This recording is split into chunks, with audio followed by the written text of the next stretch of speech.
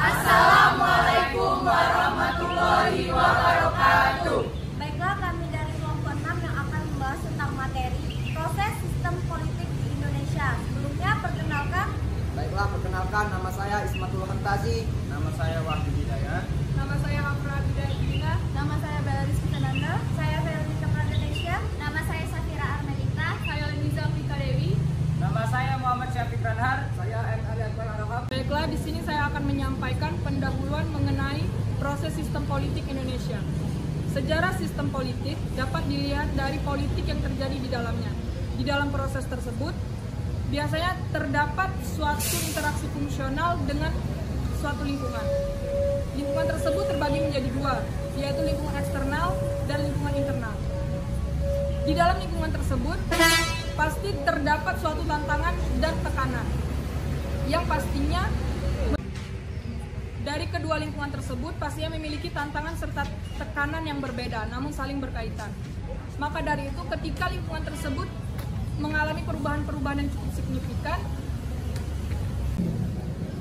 untuk melihat tingkat prestasi dari sistem politik tersebut dapat dilihat dari kemampuan atau kapabilitas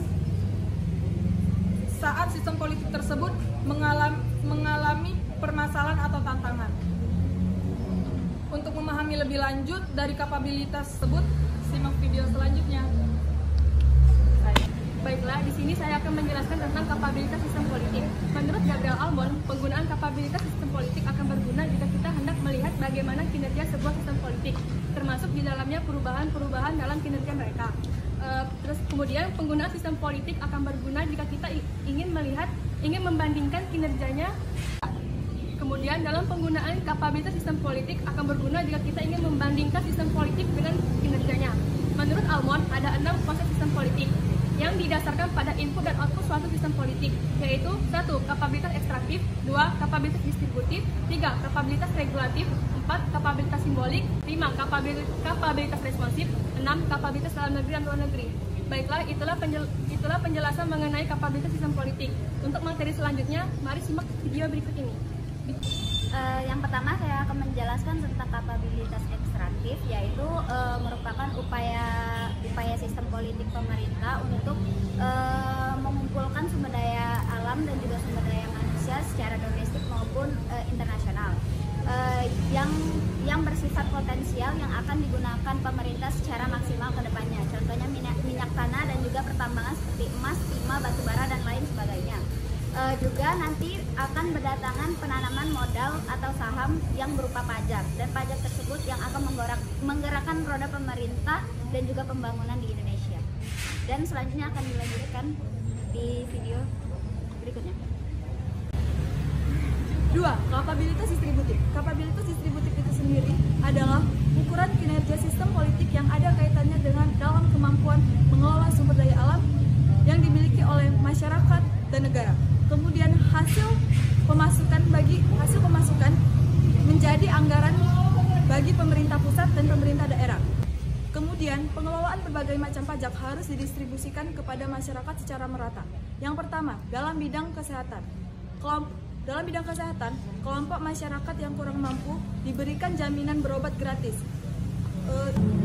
Kemudian dalam bidang pendidikan, yaitu pemerintah memberikan dana BOS atau biaya operasional sekolah kepada masyarakat yang kurang mampu, dimulai dari SD dan SMP. Kemudian dalam bidang ekonomi, pemerintah memberikan modal kepada masyarakat atau kepada pedagang kecil dan lainnya. Untuk mengetahui kapabilitas lainnya, silakan simak penjelasan selanjutnya.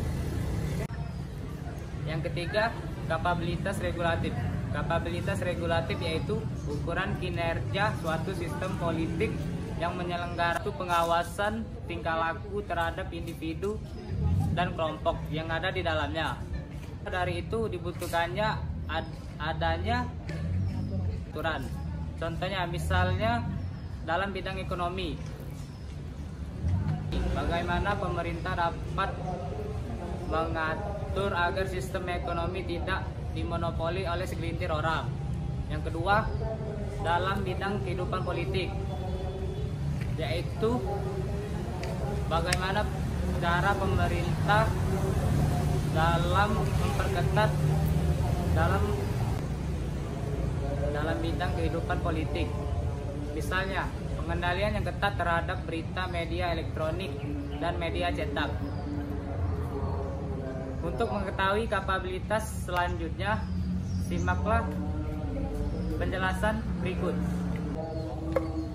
Kapabilitas simbolik yaitu ukuran kinerja sistem politik dalam kemampuan mengalir simbol dari sistem politik kepada lingkungan intra-masyarakat maupun ekstra-masyarakat. Kapabilitas simbolik dapat dibedakan dengan output simbolik. Output simbolik misalnya seperti pameran kekuatan, upacara militer, dan kunjungan pejabat tinggi. Selain itu, pernyataan kebijakan para pejabat politik yang dihubungkan dengan kepercayaan, kelakuan, serta aspirasi rakyat juga merupakan output simbolik yang bertujuan agar kebijakan yang dikemukakan menjadi efektif. Baiklah, di sini saya akan menjelaskan kapabilitas responsif yang kelima. Kapabilitas responsif yaitu ukuran kinerja sistem politik yang merujuk seberapa besar daya tanggap suatu sistem politik terhadap setiap tekanan yang berupa tuntutan baik dari rakyat internasional. Karena itu, di dalam suatu sistem politik bahwa kapabilitas responsif ini ditentukan oleh hubungan antara ekstraktif, regulatif, dan distributif dan simbolik, berhubungan dengan pengambilan pola-pola output sistem politik ke dalam masyarakat internasional. Sedangkan kapabilitas responsif lebih merupakan persoalan input sistem politik yang berasal dari lingkungan intra masyarakat domestik maupun ekstra masyarakat. Baik, yang terakhir yaitu kapabilitas dalam negeri dan luar negeri. Kapabilitas dalam negeri dan luar negeri yaitu ukuran kinerja sistem politik yang merujuk bahwa sejauh mana kapabilitas itu dapat berinteraksi dengan lingkungan domestik maupun lingkungan internasional. Dan seperti yang saat ini, dengan berkembangnya teknologi, komunikasi, dan transportasi, membuat batas-batas teritorial wilayah suatu negara itu semakin menipis, sehingga mendorong kita memasuki dunia luar yang memiliki tatanan baru yang saling terkait. Jadi apa yang sudah saya jelaskan tadi, kita sepakat bahwa globalisasi telah memberikan dampak yang besar bagi sistem politik. Artinya, suatu negara itu tidak bisa berdiri sendiri di dalam dunia yang mengglobal seperti saat ini. Baiklah, kesimpulan dari materi yang telah dijelaskan dari teman-teman saya, David Estan dan Gabriel Amon pada tahun 1967 menyatakan bahwa fungsi terdiri dari dua, yaitu fungsi integrasi dan fungsi adaptasi, di mana misalkan suatu lingkungan itu telah mengalami suatu perubahan, maka lingkungan tersebut harus menyesuaikan pada perubahan tersebut. Karena sistem politik itu akan mengalami ketinggalan apabila lingkungan tersebut tidak mengikuti perkembangan zaman yang ada. Sistem politik bisa tercapai apabila kita itu mengikuti dari domestik dan internasional sesuai dengan kapabilitas dan sistem dari politik tersebut. Pada zaman klasik seperti Aristoteles dan Plato, prestasi itu dijelaskan bahwa pada zaman dahulu prestasi itu dinilai dari moral, sedangkan zaman sekarang itu dinilai dari performance level, di mana kita harus menyelesaikan suatu tantangan-tantangan baru pada sistem politik. Menurut Almond, ada 6 klasifikasi kapabilitas sistem politik yang mengukur dari klasifikasi input dan output sistem politik yang menjadi prestasi dari sebuah sistem politik. Kapabilitas pertama adalah kapabilitas ekstraktif, kapabilitas distributif, ketiga kapabilitas simbolik, keempat kapabilitas responsif, kelima kapabilitas dalam negeri maupun luar negeri, kapabilitas keenam adalah kapabilitas regulatif. Baiklah, jika kita membandingkan antara kapabilitas sistem politik Obra dan era reformasi, maka dapat kita lihat persamaan maupun perbedaannya. Persamaannya pada masa itu, sistem politik pada masa itu sama-sama masih lemah. Dan perbedaannya adalah jika sistem politik pada masa Obra itu mempolitikan lebih banyak disuplai militer atau disegelintir elit rektorat, elit birokrat. Oleh karena itu, outputnya lebih mencerminkan kepentingan elit tersebut ketimbang pada kebutuhan rakyat. Input sistem politik berasal dari berbagai aspirasi kelompok masyarakat. Era reformasi relatif lebih baik karena sudah membuka hubungan politik yang seluas-luasnya. Namun memang dari segi outputnya telah dirasakan masih belum sesuai dengan kebutuhan atau